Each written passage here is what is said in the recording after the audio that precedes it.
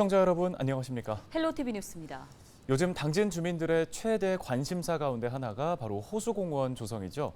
일부에서는 당진시가 일방적으로 공원 조성을 너무 급하게 추진하고 있다며 우려의 목소리도 나오고 있습니다. 네, 당진시가 이에 대한 입장과 조성 계획을 밝혔습니다. 한범호 기자입니다. 오성환 시장의 공약으로 도심 호수공원 조성을 적극 추진하고 있는 당진시. 22일 기자회견에서 가장 먼저 강조한 건 공원 필요성이었습니다. 인구 유입을 위해 정주 여건을 개선해야 할 뿐만 아니라 주민투표와 설문조사에서 적게는 약 70%, 많게는 89%가 공원 조성에 찬성했다는 겁니다.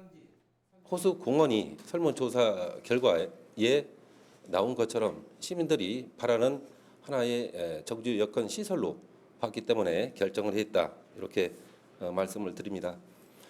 물론 만여 명에 가까운 설문조사를 통해서 그분들에 대한 의견을 저희들이 충실히 다 결과를 분석을 했습니다. 관심이 쏠리고 있는 대상지 선정과 관련해선 전문가들의 결정을 전적으로 따르겠다는 방침입니다.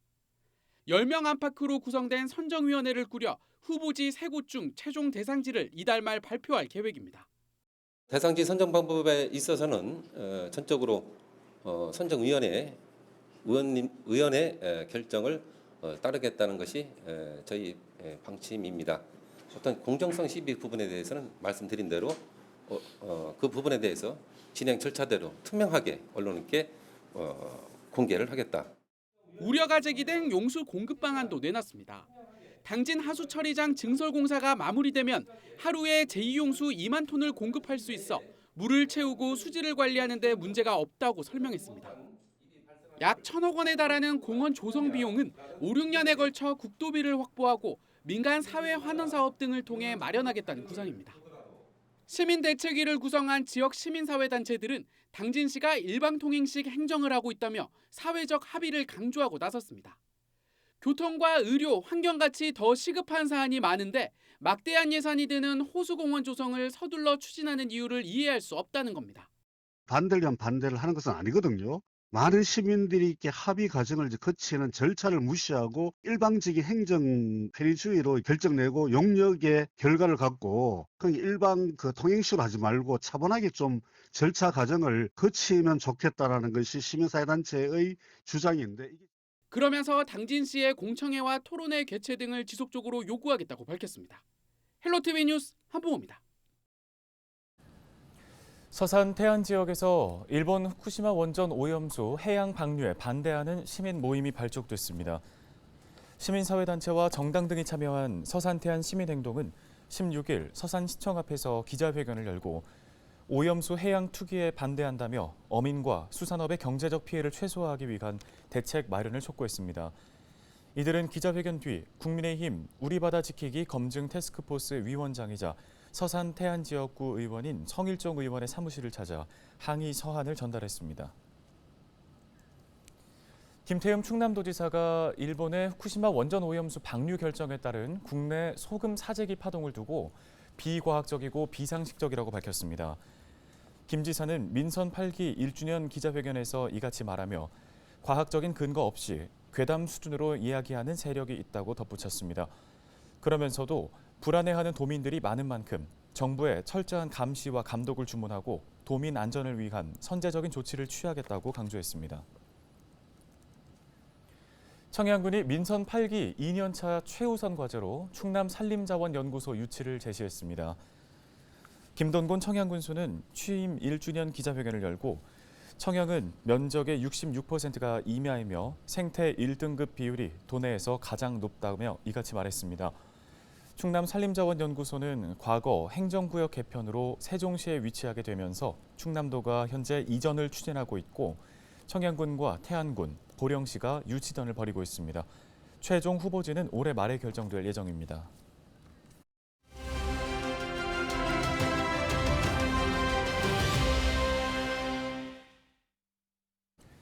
충남도가 충남노동권익센터와 5개 노동자 등을 대상으로 여름철 폭염에 따른 온열 질환 대비 건강관리를 지원합니다.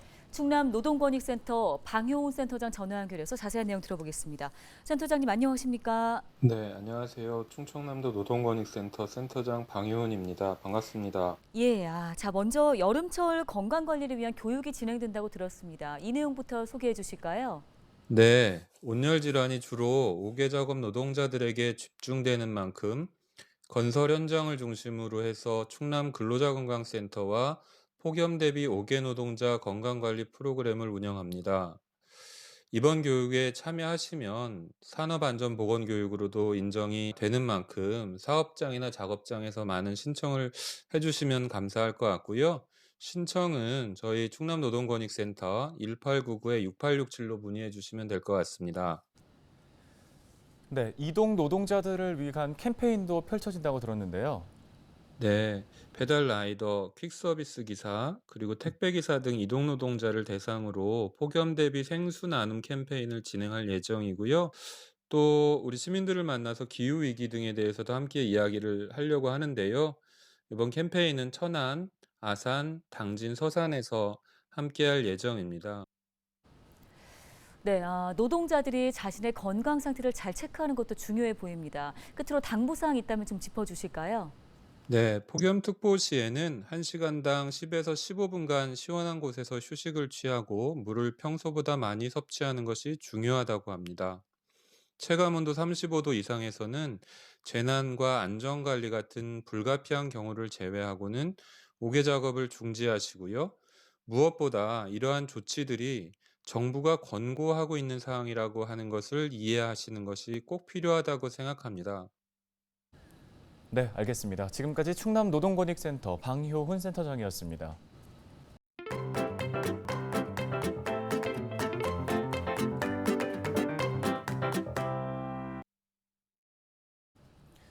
지난해 여름 집중호우로 서울 관악구 반지하 주택에서 일가족 3명이 숨지는 안타까운 사고가 있었죠. 서울시는 사고 직후 재발을 막겠다며 반지하 주택에 대한 침수 방지 대책을 마련하고 나섰는데요. 네, 1년 가까이 지난 지금 반지하 주택의 침수 위험은 얼마나 해소가 됐을까요? 기자가 간다에서 현장 취재했습니다. 김호 기자입니다. 지난해 여름 서울에 쏟아진 폭우로 관악구 반지하 주택에 살던 일가족 3명이 안타깝게 목숨을 잃었습니다. 순식간에 밀려온 빗물로 출입문이 막히고 고정된 방범창 때문에 창문도 열지 못해 참변을 당했습니다. 지난해 일가족 3명이 숨진 반지하 주택입니다. 현재 내부는 비어있는 상태고 창문을 보시는 것처럼 나무 판자로 막혀 있습니다. 자, 안으로 들어가 보실까요? 자, 출입문 역시 보시는 것처럼 큰 나무 판자로 막혀 있어 외부인이 출입이 통제된 상태입니다. 사고 발생 1년이 지났지만 주민들은 아직도 그날의 비극을 잊지 못합니다. 시신이 나가는 것까지 봤거든요. 여기서 안타깝죠. 장애인도 있었었고 그 당시에 반지하 사는 사람들의 애환이죠. 사고 발생 직후 서울시는 재발 방지를 위해 반지하 주택에 침수 방지 시설을 설치하고 있습니다. 3년 전 반지하에 들어온 김용천 씨. 지난해 폭우가 내리면서 하수가 역류해 집안이 옷으로 가득 찼습니다. 최근 구청 지원으로 역류 방지기를 설치해 한숨을 돌렸지만 여전히 다가오는 장마철이 두렵기만 합니다. 물은 많이 졌어요. 물은 이렇게는 올라온 것 같아요. 물이요. 그 여기 올라오다 보니까 이 안에 냉장고요, 어깨요, 냉장고 다 물에 떠서 둥둥 떠 다녔을까. 하늘에 비만 조금 있다가 오게 되면 그저 항상 근심되는 게지요. 올해 또 작년처럼 물이 아니겠나 이런 생각으로. 그래도 김 씨는 사정이 나은 편입니다. 이 반지하 주택은 비만 오면 물이 새지만 아직도 침수 방지 시설이 설치되지 않았습니다. 최근 내린 비에 바닥과 천장은 곰팡이가 피어 얼룩덜룩하고 장판을 걷어보니 바닥은 물기가 흥건해 썩어가고 있습니다. 말도 못해 잠을 못 자요. 비 맞으면요. 저거 새서 들어올까 봐요. 그리고 문제가 이 집이 방이 터졌어요. 물이 그냥 막 철철철 넘어뜨는데. 이처럼 장마철이 코앞으로 다가왔지만 반지하 주택에 대한 침수 방지 시설 설치는 더디기만 합니다. 서울시가 집계한 물막이판 설치 대상 주택은 15,000여 가구. 이 가운데 설치가 완료된 곳은 3,400여 가구로 설치율은 22%에 불과합니다. 자치구별로는 은평구가 8.8%, 양천과 강서구가 각각 2.7% 등 10개 자치구의 설치율이 한 자릿수에 그치고 있습니다. 서울시는 집중호우 전 최대한 설치율을 높이겠다는 계획이지만 40%가량은 침수 방지 시설 없이 장마를 맞아야 할 상황입니다. 집주인이 부재인 경우도 있고 집주인을 만나도 집값이 떨어질까 봐 또 그 부분에 대한 거를 또 설치를 또 거부하는 분들도 또 있더라고요. 더 큰 문제는 수해 방지 시설 설치가 근본적인 해결책이 될 수 없다는 겁니다. 하천으로 어떻게 좀 이게 다 하천으로 물이 나가는 거잖아요. 이런 호수가 그쪽에 관로를 뭘 더 넓히든가 공사를 하든가 그런 게 필요하지 않을까 하는데 진짜 100번 얘기해도 저 물막이랑 이게 뭔지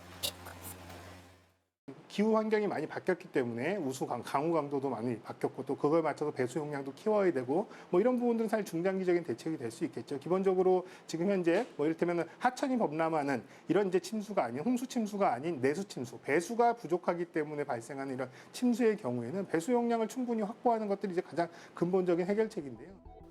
전국의 반지하 주택은 30만 가구. 이 가운데 70%가량인 20만 가구가 서울에 있습니다. 반지하 주택에 대한 서울시의 신속한 수해 방지 대책이 필요한 이유입니다. 지난해 물난리를 겪었던 반지하 주택 주민들은 서울시의 지지부진한 수해 방지 대책으로 장마철을 앞두고 올해도 불안에 떨고 있습니다. 소 잃고 외양간 고치는 식의 수해 방지 대책이 아닌 소를 잃지 않는 근본적인 대책이 필요해 보입니다. 기자가 간다. 김호입니다.